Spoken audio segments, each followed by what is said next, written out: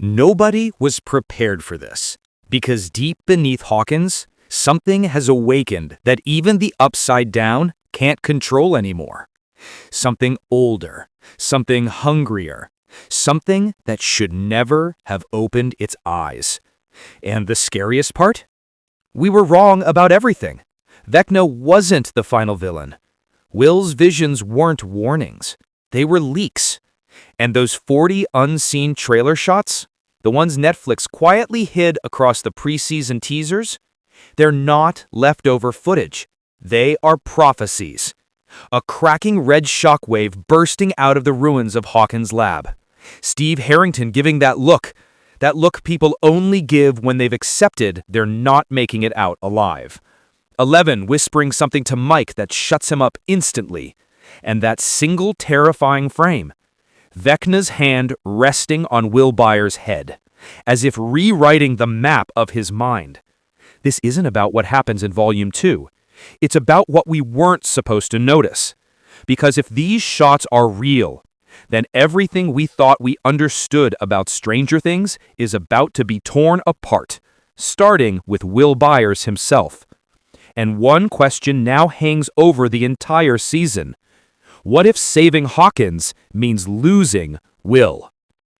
Run, the word that shouldn't return. Killing part. The red shockwave that slams into Hopper turns blue mid-impact. Red equals Vecna, blue equals Mind Flayer. This means they are fighting each other, consuming each other's territory, and the kids are standing in the center of a war between two monsters older than our universe. Steve Harrington's expression of acceptance. There's a single Steve shot in the remaining trailer footage that feels wrong. Not bad wrong. Final wrong. He's surrounded by the kids. Dustin grips him desperately. Nancy is shouting. Jonathan's face breaks. Into the Blackness isn't a replay of Season 1. Look at her breathing rhythm, the camera shake, the distortion patterns. She's not entering one mind. She's entering 3 overlapping consciousnesses. Vecna's decaying hive, the Mind Flayer's primordial core, Max and Holly's shared dream labyrinth. That's why the floating doorway in the field appears. It wasn't CGI flare. That was Holly. Her power is spatial imagination, the ability to manifest doors in places where doors shouldn't exist. Will's infection, 11's telepathy, Holly's manifestation. They're all tuning into the same frequency. This isn't a coincidence. It's alignment. Someone or something is synchronizing them.